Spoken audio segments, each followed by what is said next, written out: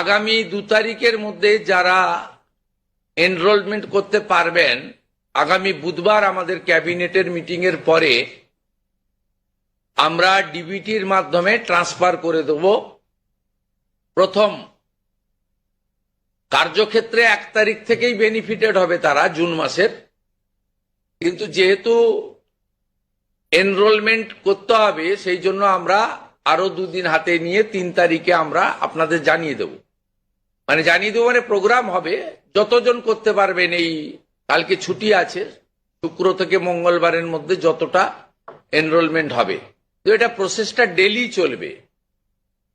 যেমন যেমন এনরোলমেন্ট হয়ে যাবে, ভেরিফিকেশন হয়ে যাবে, তারা অটোমেটিক কোর্সে লক্ষ্মীর ভান্ডার থেকে অন্নপূর্ণা যোজনায় চলে যাবেন এবং লক্ষ্মীর ভান্ডার তাদের অফ হয়ে যাবে।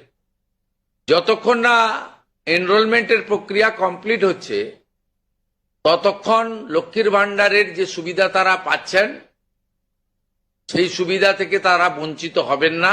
মানবিক সরকারের এটাই প্রতিশ্রুতি।